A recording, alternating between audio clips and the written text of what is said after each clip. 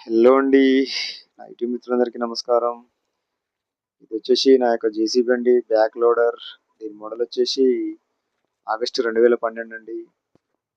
నేను ఈ జేసీబీని అమ్మాలనుకుంటున్నాను.